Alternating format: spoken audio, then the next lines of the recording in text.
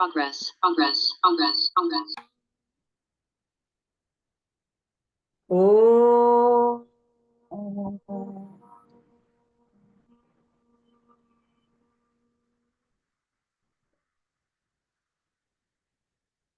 ओ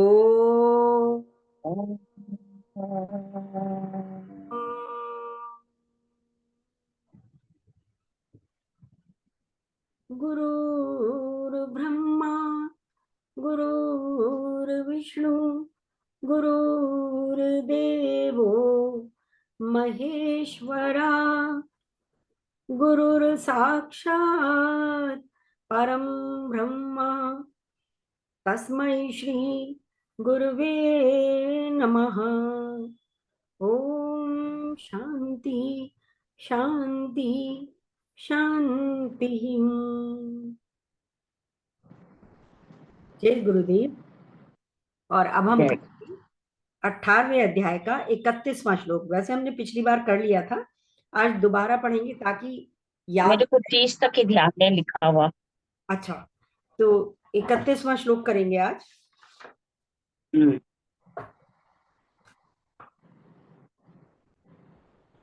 यया धर्म अधर्म च कार्य चा कार्यम एव च अयथावत् प्रजानाति बुद्धि सा पार्थ राजसी। हे प्रथापुत्र, जो बुद्धि धर्म तथा अधर्म, करणीय तथा अकरणीय कर्म में भेद नहीं कर पाती, वह राजसी है। In English, the intellect which understands wrongly dharma, righteousness, and adharma, unrighteousness, and also what ought to be done and what ought not to be done, that, O Parth, is rajasic. पूरे श्लोक में शब्द यथावत जानाति अर्थात जो यथावत नहीं जानता, जो जैसा उन्होंने एक्सप्लेन किया है वैसे नहीं जानता, ये मुख्य बिंदु है। एक शब्द होता है सही जानना, दूसरा शब्द है नहीं जानना। सही जानना अगर सफेद है तो नहीं जानना काला है, परंतु सही नहीं जानना न ही ग्रे है, न ही काला, न ही सफेद। धर्म वह कार्य है जो हमें मोक्ष अथवा श्रेष्ठ स्थिति तक ले जाए। अधर्म वह कार्य है जो मोक्ष तथा श्रेष्ठ स्थिति को समझने से रोके। कर्तव्य वह कर्म है जो मनुष्य को धर्म के मार्ग में ले जाए, और अकर्तव्य वह कर्म है जो मनुष्य को धर्म के मार्ग से विमुख करे। राजसिक व्यक्ति ना तो धर्म के मार्ग से हटाने को कहता है, ना अधर्म के मार्ग पर ले जाने को कहता है। वह त्रिशंकु की तरह बीच में अटका रहता है। राजसिक व्यक्ति ना तो सही काम करने को कहता है, ना गलत काम करने को कहता है, वह मध्य में ही अटका रहता है। राजसिक बुद्धि वाला व्यक्ति पूजा पाठ में भी बड़े आदर सत्कार से करता है और भोग विलास भी पूरी तरह से रम कर करता है। वो बेपैंदी के लोटे की तरह है, जहां माहौल ले जाए उसी तरह से अपने विचारों का प्रवाह प्रस्तुत करने लग जाता है। अगले श्लोक में जब तामसिक बुद्धि का विश्लेषण होगा तब शायद बात पूरी तरह से समझ में आ जाएगी। 32वां श्लोक।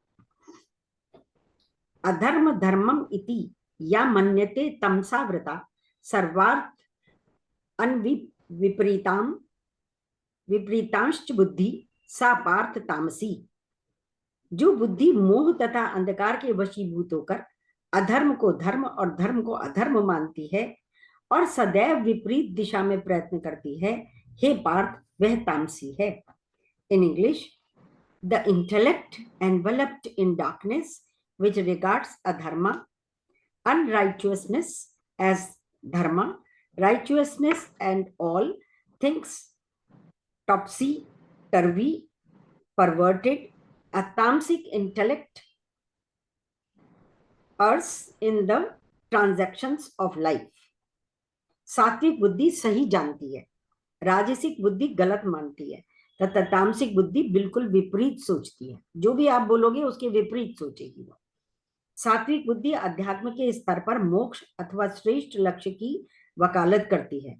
राजसिक बुद्धि आध्यात्मिक स्तर पर अध्यात्म को और रिटायरमेंट के बाद का विषय मानती है।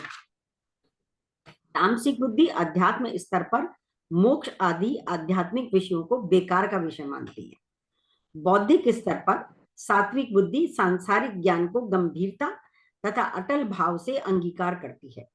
बौद्धिक स्तर पर राजसिक बुद्धि सांसारिक ज्ञान को भी अंगीकार करती है और उसे कोई आर्थिक लाभ की संभावनाएं हैं, पर तामसिक बुद्धि वाला सांसारिक ज्ञान को अंगीकार करने में आलस करता है। मानसिक स्तर पर सात्विक बुद्धि विशुद्ध तथा बिना किसी लाभ के प्रेम करती है, परंतु मानसिक स्तर पर राजसिक बुद्धि स्वार्थ तथा लोभ के कारण दूसरों से प्रेम करता है और तामसिक बुद्धि वाला चाहता है कि लोग मुझे सम्मान दें, मुझे प्रेम दें, मुझे आदर दें, इसलिए वह किसी को भी भाव नहीं देता, वो केवल अपने को ही भाव देता रहता है। शारीरिक स्तर पर सात्विक बुद्धि वाला व्यक्ति शरीर को जितना जरूरत हो उतना महत्व देता है। योग प्राणायाम उतना ही करता है जिससे शरीर को महसूस ना हो। राजसिक बुद्धि वाला व्यक्ति या तो एकदम जिम जाना शुरू कर देगा या फिर जिम छोड़कर कुछ और एक्सरसाइज शुरू कर देगा।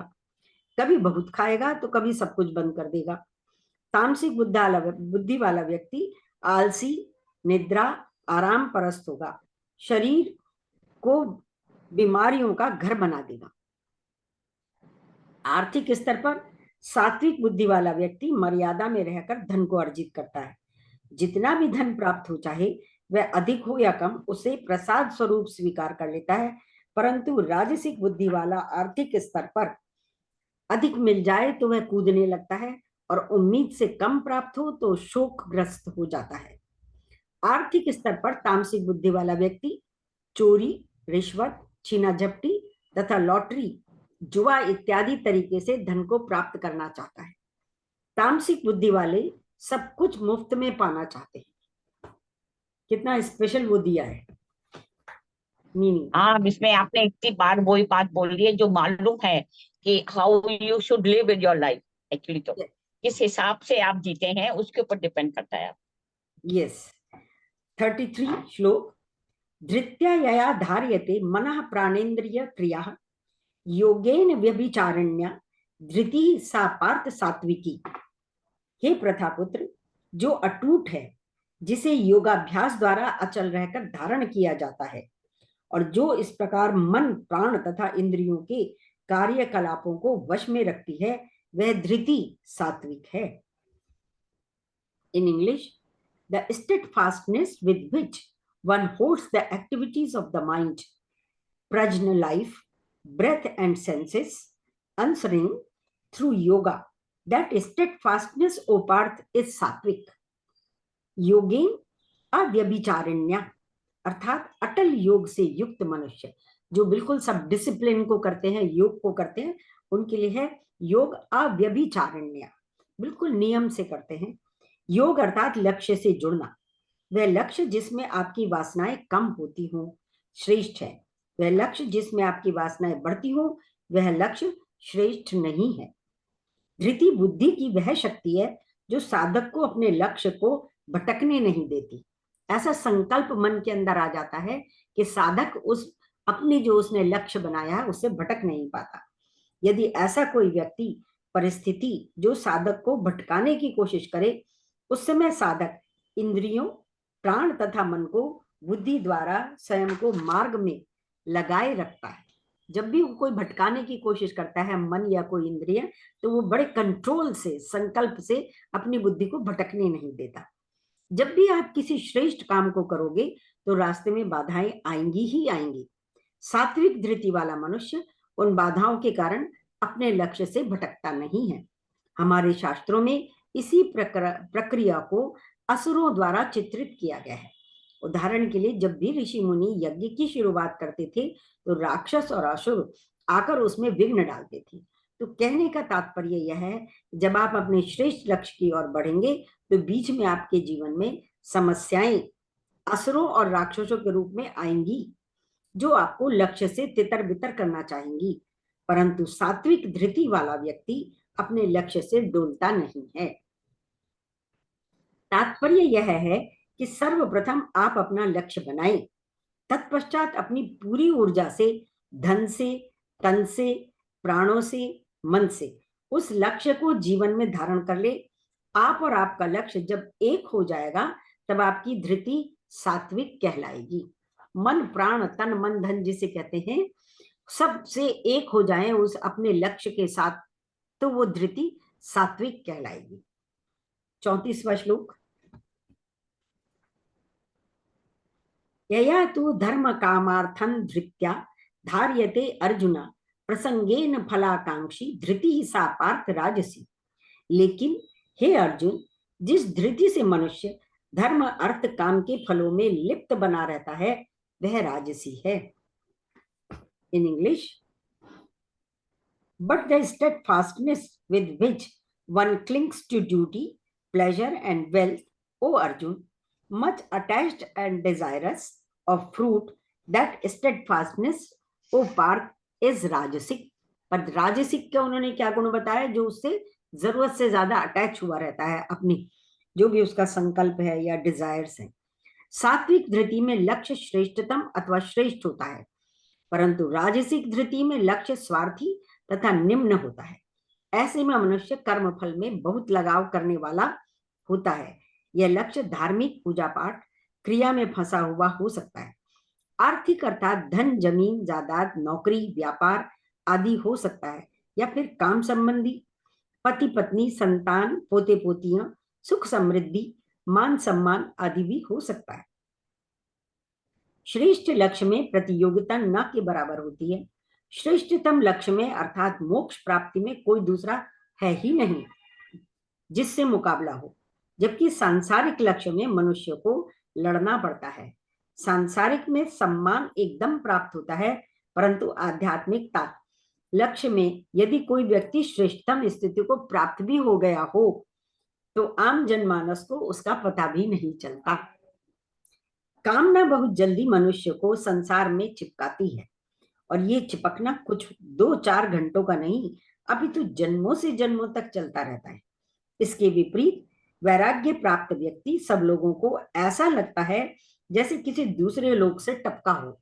अगर कोई वैराग्य ले लेता है तो उसे डिफरेंट निगाहों से देखने लग जाते हैं। राजसिक धृति अपनी वासनाओं से जरूरत से ज्यादा चिपके रहने वाले लोगों का नाम है। 35वां श्लोक। यया स्वप्नम भयम शोकम विषादम मदम एव च न विमुंचति दुर्मेधा धृति सा पार्थ तामसी। हे पार्थ, जो धृति स्वप्न, भय, शोक, विषाद तथा मोह के परे नहीं जाती, ऐसी दुर्बुद्धि पूर्ण धृति तामसी है। इन इंग्लिश,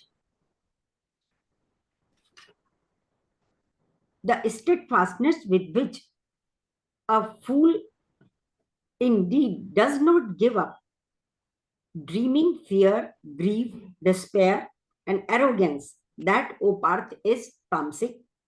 सात्विक धृति में लक्ष्य श्रेष्ठ होते हुए भी आसक्ति नहीं होती। कोई भी आपने लक्ष्य भी श्रेष्ठ बना लिया तो उससे चिपके नहीं रहते, बस संकल्प हो गया और उसमें करते रहते हैं। राजसिक धृति का लक्ष्य श्रेष्ठ हो या मध्य हो, फिर भी व्यक्ति उस लक्ष्य से चिपका रहता है। परंतु तामसिक धृति में तो व्यक्ति निम्नतम वस्तु, व्यक्ति अथवा स्थितियों से ही जुड़ा रहता है। तामसिक धृति वाले मनुष्य के लिए कृष्ण जी ने दुर्मेधा अर्थात दुष्ट बुद्धि वाले शब्द का प्रयोग किया है। दुष्ट बुद्धि में बुद्धि नष्ट हो जाती है।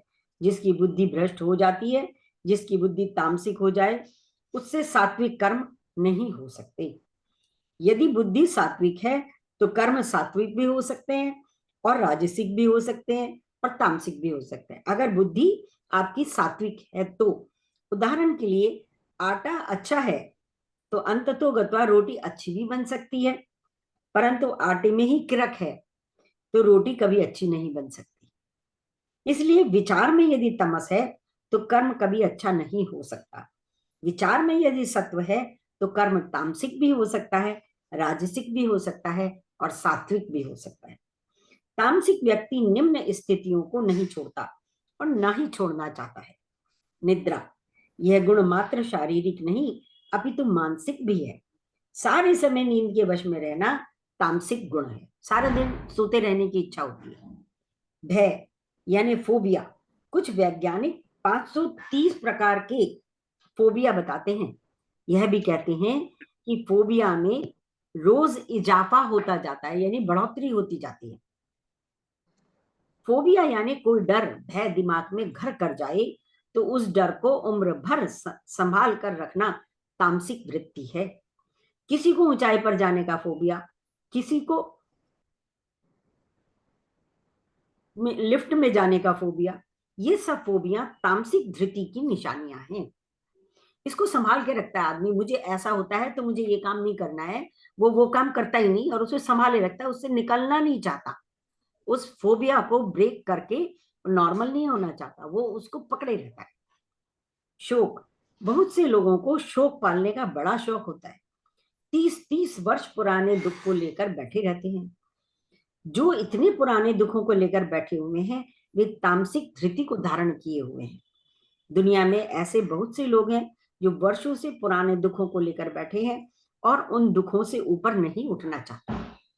विषाद, निराशावादी कभी भी अच्छा नहीं सोचते। सब कुछ ठीक भी चल रहा होता है तो भी चिंता में रहते हैं। तामसिक धृति के लोग हर चीज में खराबी परिस्थितियां ही देखते हैं। अपनी निराशावादिता से जीवन भर चिपके रहते हैं। हर चीज में वो निराशावादी होते हैं, हर चीज में कमी देखते हैं। मद, अहंकार में युक्त अपनी कोई पुरानी श्रेष्ठ स्थिति को लेकर बैठे रहना मद है। शायद आज खाने के लाले पड़े हो, परंतु इस बात का मद है कि मेरे दादा बड़े धन्ना सेठ थे, अथवा इस बात का अहंकार है कि मेरे परिवार का कोई बुजुर्ग बहुत बड़ा काम कर गया। अपने स्वयं कुछ नहीं किया, बस अपने परिवार के किसी साहसी पुरुष के नाम को लेकर मद में रहना, ये तामसिक धृति की निशानी है। 36वां श्लोक।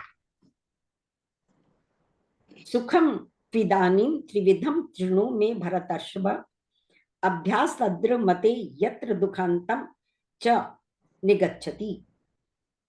हे भरत श्रेष्ठ, अब मुझसे 3 प्रकार के सुखों के विषय में सुनो, जिनके द्वारा बद्ध जीव भोग करता है और जिसके द्वारा कभी कभी दुखों का अंत हो जाता है। In English, and now here indeed from me O Bharat the threefold happiness where one by practice rejoices and ends sorrow। ऐसा मेरे से ज्ञान सुनो जो हैप्पीनेस को, खुशी को प्राप्त करता है और सौरों को, दुख को समाप्त कर देता है। हर कर्म का अंतिम पड़ाव सुख की आशा है। जो भी हम कर्म करते हैं हम ये सोच के करते हैं कि हमें सुख मिले। सुख की तलाश जीवन का उद्देश्य है। इस संसार में 5 तरह के सुख हैं। पहला आर्थिक सुख, दूसरा शारीरिक सुख, तीसरा मानसिक सुख, चौथा बौद्धिक सुख और 5वां आध्यात्मिक सुख। आर्थिक सुख एकदम आता है और एकदम चला जाता है। शारीरिक सुख थोड़ी देर में आता है और थोड़ी देर में चला जाता है। मानसिक कुछ समय उपरांत आता है और कुछ समय रहता है फिर चला जाता है। बौद्धिक सुख काफी प्रयासों के बाद आता है और सालों साल रहता है। परंतु आध्यात्मिक सुख बहुत तपस्या के उपरांत आता है तथा एक बार आ जाए तो कभी नहीं जाता। यह भी बात पक्की है कि तन के सुख के लिए धन का त्याग किया जाता है। जब हमें तन का परेशानी आती है, दुख आता है, तो उस सुख को प्राप्त करने के लिए हमने धन कमाया है उसका त्याग करना होता है। उदाहरण के लिए शारीरिक बीमारी के लिए पैसे का त्याग कर दिया जाता है। मानसिक सुख के लिए धन तथा तन की परवाह नहीं की जाती। जैसे परिवार में संतान के विवाह पर व्यक्ति धन तथा तन के सुखों को ज्यादातर त्याग देता है। बौद्धिक सुख अर्थात सांसारिक ज्ञान, नाम, यश और सम्मान के लिए मनुष्य धन तथा मन और तन तीनों को छोड़ देता है। उदाहरण के लिए बच्चे को दूर देश में किसी कॉलेज में एडमिशन मिल जाए तो अधिकतर मनुष्य पैसे को, शरीर को, आराम को तथा मन के मोह को त्याग कर विद्या ग्रहण करने के लिए बच्चे को बाहर भेज देंगे। अब बात करते हैं दुनिया के सबसे बड़े सनातन तथा श्रेष्ठतम सुख की, जिसे संत आत्मिक, आध्यात्मिक, पारलौकिक, अखंड, सनातन, परम आनंद इत्यादि नाम से पुकारते हैं। एक बार ये सुख आ जाए तो कभी नहीं जाता। अर्जुन को कृष्ण जी ने श्लोक में भरत श्रेष्ठ कहकर यह भी कहना चाहा है कि भारतीयों में उसी व्यक्ति को श्रेष्ठ मानते हैं जिसने आध्यात्मिक सुख को चखा हो। तो अध्यात्म सुख के अभ्यास में जब आदमी का मन रमना शुरू हो जाता है तो दुख का धीरे धीरे अंत होना शुरू हो जाता है। जब आध्यात्मिक सुख में रमना शुरू हो जाता है मन, तो दुख अपने आप कम होना शुरू हो जाता है। 37वां श्लोक। यत् तद् अग्रे विषमिव परिणामे अमृतोपमं तत्सुखम सात्विकम प्रोक्तम आत्मबुद्धि प्रसादजम। जो प्रारंभ में विष जैसा लगता है लेकिन अंत में अमृत के समान है, जो मनुष्य में आत्म साक्षात्कार जगाता है, वह सात्विक सुख कहलाता है। In English, what is like poisoning in the beginning and nectar in the end, that happiness is difficult, sattvic, a blessing born from clarity of one's intellect। इस श्लोक में कृष्ण जी ने एक स्वर्णिम नियम दे दिया है, उसे अपनाओ या छोड़ो, यह आपकी अपनी इच्छा है। गोल्डन रूल ये है कि जो भी वस्तु, व्यक्ति, स्थिति शुरू में विषकारक होगी, वह अंत में अमृत में होगी। फॉर एग्जाम्पल, आर्थिक स्तर पर बचत करना आरंभ में दुखदायी है। अगर हम बचत करते हैं फ्यूचर के लिए तो शुरू में, आरंभ में बड़ी दुखदायी लगती है, बड़े मन को कंट्रोल करना पड़ता है, लेकिन अंत में सुखदायी है। शारीरिक स्तर पर सुबह उठकर व्यायाम करना आरंभ में दुखदायी है और अंत में सुखदायी है। करेला आरंभ में कड़वा लगता है लेकिन अंत में अमृत समान है। वाणी को संयम में रखना आरंभ में दुखदायी है और अंततोगत्वा सुखदायी है। विद्यालय में अध्ययन करना शुरू में दुखदायी है और अंत में सुखदायी है। इंद्रियों का संयम करना शुरू में दुखदायी और अंत में सुखदायी इत्यादि। ऐसे हजारों लाखों एग्जाम्पल आपने भी देखे और अनुभव किए होंगे। बस आप स्वर्णिम नियम को याद रखें। सुख कोई भावुकता का विषय नहीं, अपितु बुद्धि के विकास के उपरांत सिर चढ़कर बोलता है। बुद्धि द्वारा किया गया कार्य शुरू में कष्टदायक होता है, किंतु उसका परिणाम अंत में अत्यंत महान उपलब्धि का चिन्ह होता है। ये चंद छोटी छोटी बातें जीवन में लागू कर लें तो मनुष्य के जीवन में बहुत बड़ा तथा श्रेष्ठ परिवर्तन हो जाए। और अब लास्ट श्लोक कर लेते हैं, फिर तो अपने आप से बंद हो जाएगा हमारा जूम। विषेंद्रिय संयोगाद तग्रे मृतोपमं परिणामे विषमम इव तत्सुखम राजसम स्मृतम। जो सुख इंद्रियों द्वारा उनके विषयों के संसर्ग से प्राप्त होता है, जो प्रारंभ में अमृत तुल्य तथा अंत में विष तुल्य लगता है, वह रजोगुणी कहलाता है। In English, the happiness arising from contact of sense organs which object which in the beginning is like nectar and in the end like poison, that is considered rajasic। बात साफ, सरल और सत्य है। जो वस्तु, व्यक्ति, स्थिति इत्यादि शुरू में मजा देती हैं, वह अंततोगत्वा दुख का कारण बनती है। फॉर एग्जाम्पल, उधारी से आरंभ में दिवाली, बाद में दिवाला आलस्य से आरंभ में भोग है और बाद में रोग है। उधारी ले ली किसी से, आजकल वो चल रहा है ना, EMI देते हैं, मजा पहले ले लेते हैं और फिर सारी उम्र उसका पेमेंट करते रहो। कुसंग से आरंभ में अय्याशी है और बाद में सत्यानाशी है। अविद्या में आरंभ में मजा और बाद में सजा है। इस तरह सात्विक सुख एक दिए की तरह है जो रात भर जलता है, अंधेरे से लड़ता है और कोई भी शोर नहीं मचाता। राजसिक एक फुलझड़ी है, फुलझड़ी के समान है, बहुत शोर मचाता है पर उसकी रोशनी का समय कुछ पल तक ही सीमित होता है। 39 श्लोक कर लेते हैं, अभी है 5 मिनट।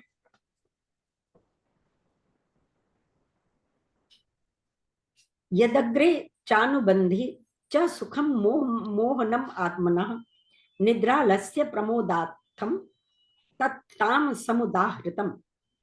तथा जो सुख आत्म साक्षात के प्रति अंधा है, जो आरंभ से लेकर अंत तक मोह कारक है और जो निद्रा, आलस्य तथा मोह से उत्पन्न होता है, वह तामसी कहलाता है। In English, the happiness delusion of self in the beginning and in the sequel arising from sleep indolence and heedlessness that is said to be तामसिक। सात्विक सुख आरंभ में विष की तरह, बाद में अमृत के समान है। राजसिक शुरू में अमृत तथा बाद में विष के समान होता है। तामसिक सुख आरंभ तथा अंत दोनों में ही निद्रा, आलस्य, प्रमाद इत्यादि के कारण न सुख देता है न दुख देता है।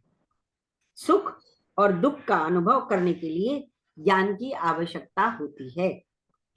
तामसिक व्यक्ति की बुद्धि इतनी भ्रष्ट हो गई है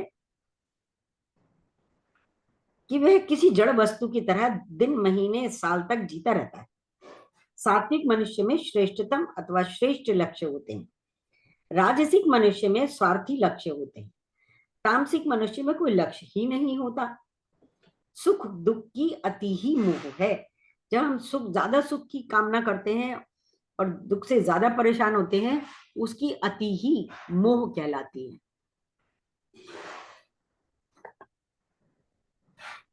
निद्रा, यह निद्रा यदि क्रमबद्ध हो अर्थात समय से सोना तथा जागना हो तो सात्विक है। निद्रा का कोई समय न हो अर्थात नींद आती न हो तो राजसिक और सारे समय सोते रहना ही तामसिक है। आलस्य, आलस्य शारीरिक तो होता ही है, साथ ही साथ आंतरिक भी होता है।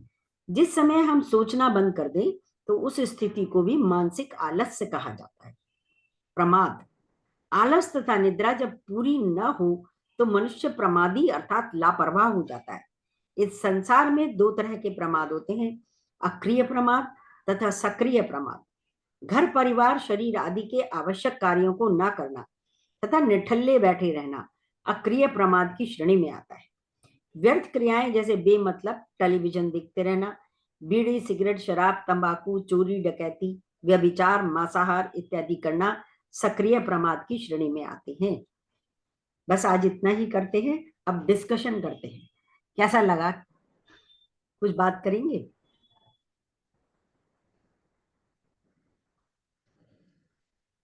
हेलो, तो वही चीज। हेलो, हाँ जी। और कौन है?